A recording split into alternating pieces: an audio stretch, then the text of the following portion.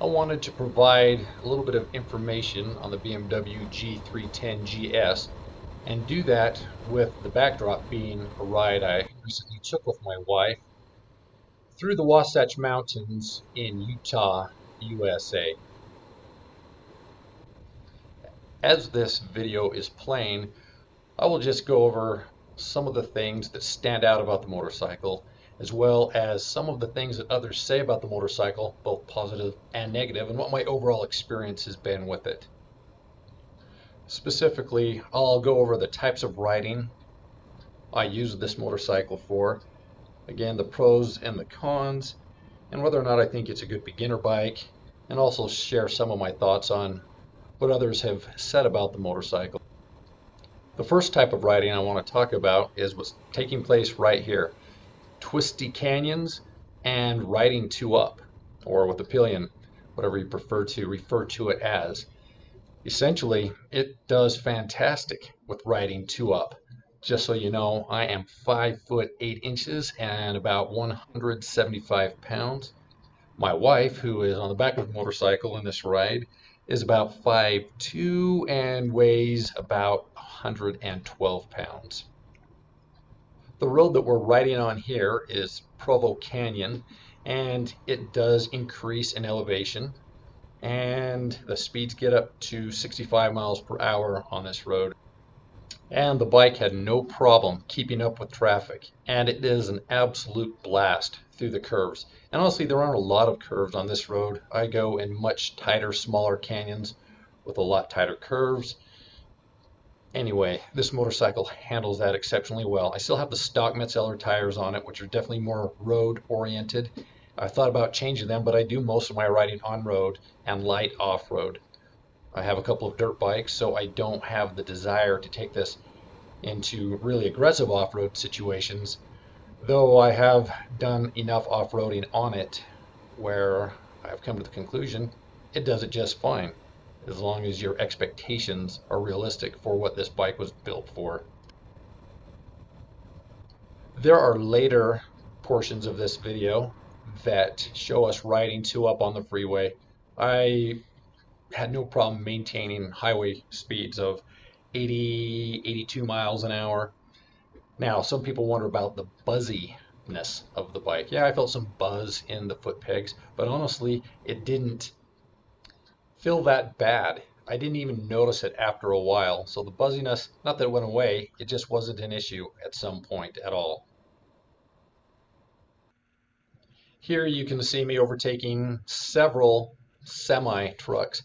Again, no problem passing them. Sure, I felt a little bit of wind blast from them, but it wasn't that bad. Had no problem overtaking them with a passenger and some gear on the motorcycle. It does better than I thought it would do at that. It's one thing that's impressed me about the bike.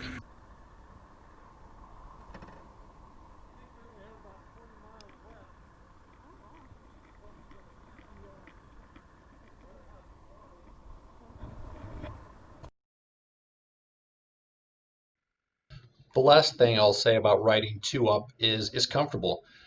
Even my wife will say it's comfortable. She's ridden on the back of Harleys and other kinds of motorcycles, other cruisers, sport bikes, and so forth, and she far prefers this one. Comfortable enough for her, comfortable enough for me while she's on it as well.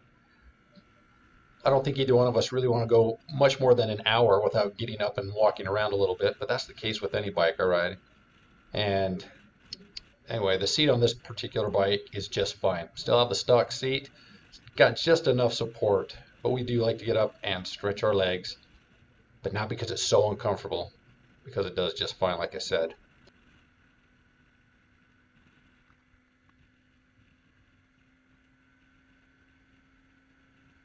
Man, I really do think this van is cool. I love big off-road oriented vans and other vehicles like that. So, had to give him a thumbs up and tell him I liked his van. At any rate, speaking of off-road, like I said, I've done some off-roading on this. I've got previous videos that show that in different situations and different rides, and I've had a lot of fun with it. It's lightweight, it doesn't feel like I have to wrestle it around, and I consider myself in pretty decent shape.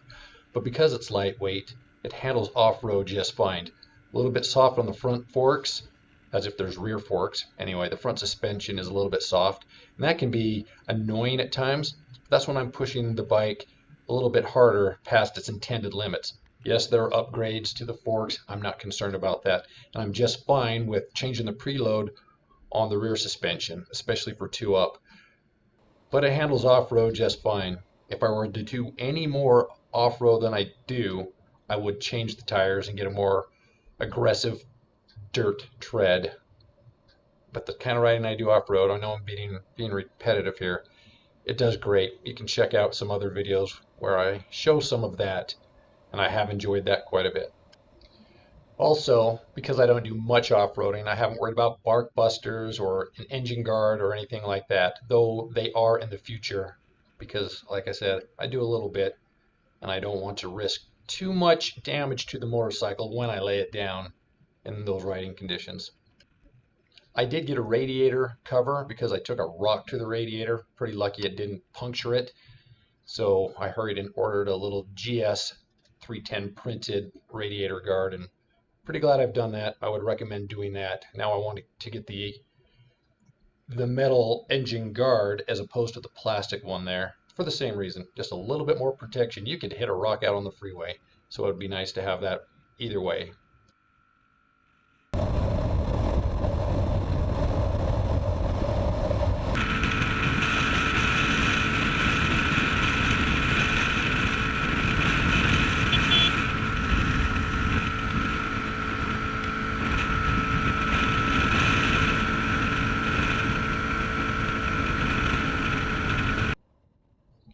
So this is Trapper's Loop, and this is why I even wanted to take the ride, to see the beauty of the area from the vantage point of a motorcycle. We used to live near here when I went to Weber State University. That'll show up later in the video.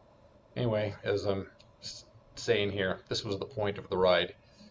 Anyway, the last thing I wanted to talk about, and I'll make that part quick, or this part quick, is city riding. It's great for city riding.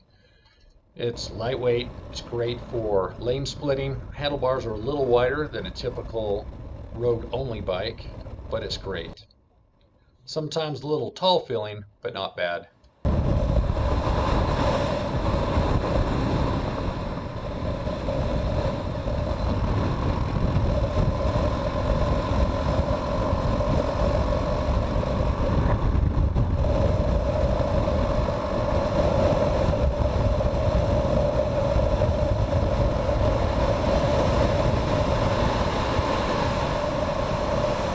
So what about the power? All right, low 30s as far as horsepower goes, but it does just fine. I'm not looking to set any land speed records. I'm looking for an incredible, versatile, easy to ride motorcycle.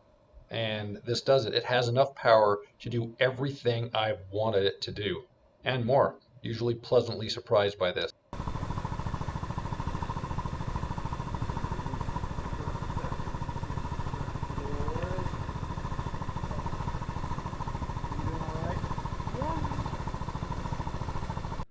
The only time I found myself wishing it had more power were a couple of longer uphill grinds while having a passenger, or trying to keep up with a couple of my friends who are on motorcycles that have 1200cc and more. But even then, they're blasting past the speed limit, and that's really not my preferred style of riding anyway.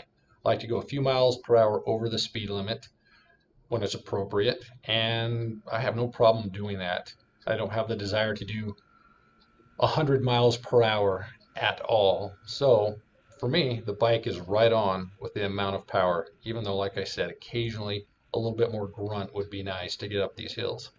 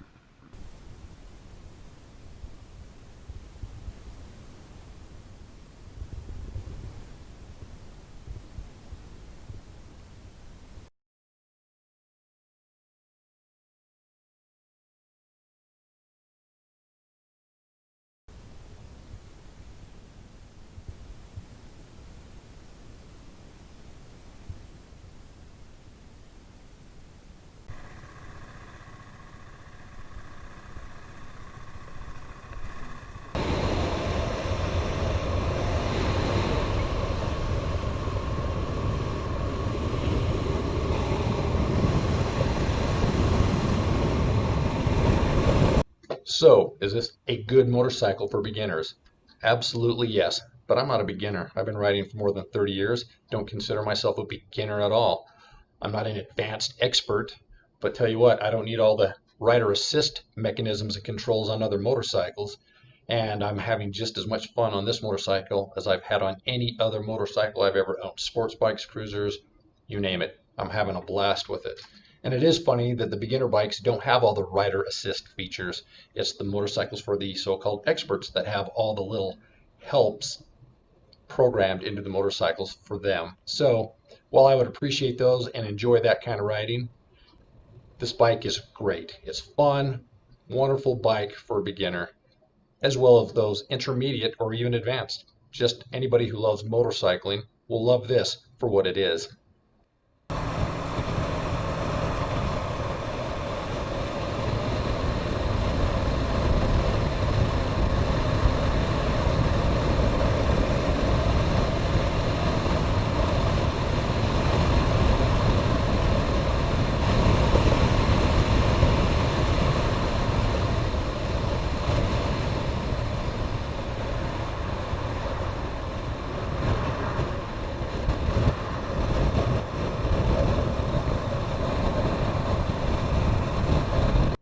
So, what do others say about the BMW G310GS? Some say it shouldn't be labeled a GS. It's not a true GS. I really don't care about any of that. I didn't get it because it was or wasn't a true GS. I got it because I have specific needs and styles of riding that I want to do, and it fits it pretty well. For me, it's the closest I've been to a do-it-all kind of motorcycle. Lacks a little bit of power. That's my only complaint. I haven't had all the issues that some other owners of this bike have talked about. It's gone through the recalls for the stand and the brakes, but I never had issues with either one of those or other issues, honestly. So I guess I've lucked out. But the times where I find that I am enjoying the motorcycle the least is when I'm worried about what other people are saying about it on YouTube. Like maybe I shouldn't feel as good about it as I do based on their experience. I've decided I'm going to base what I feel about my motorcycle based on my experience. And I think that ought to be the guiding principle for what you think about your own motorcycle, whether it's this one or something else. Do you enjoy it? Does it fit your needs? If it's an ego thing, this probably wouldn't fit my needs. But it's really not about that. I don't care so much what other people think about it. I'm having too much fun to care. So don't worry about that. Just enjoy riding what you ride for the purposes that you ride, okay? I like this bike a lot. Will I keep it forever? I don't know, but I'm feeling it right now, so we're just fine.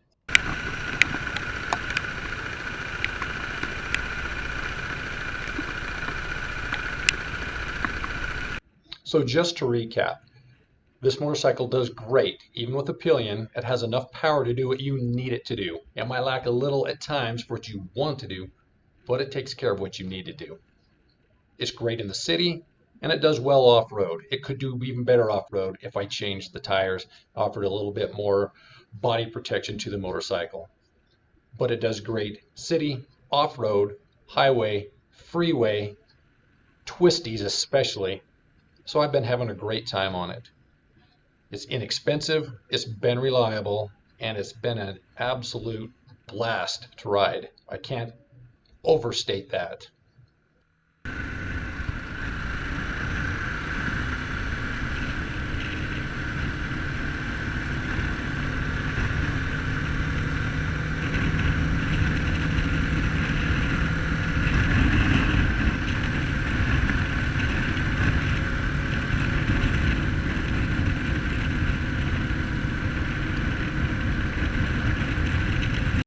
So, should you purchase yourself a BMW G310GS? I have no idea. If you want it, get it. If you don't, don't. That sounds so stupid, doesn't it? But that's honestly what it comes down to. Like I said, I don't know if I'll keep this forever. I still have just under a year left on my warranty. I'll keep it at least that long. Maybe I will get a different motorcycle just for the sake of experiencing a different motorcycle. I thought I would have a cruiser in the garage as well. Nope, I'm having fun trying to come up with the best one bike that can do it all. Whether I have that or not, I don't know. If I find that one, I'll probably trade it. But for right now, it does it all just fine. Just figure out what kind of riding you want to do and get the bike that fits it. This is an individual purchase. It shouldn't be influenced by too much more than how you feel on it, if it fits your budget, if it fits your riding needs, your style, and so forth. Anyway, get out and ride something and enjoy riding what you ride.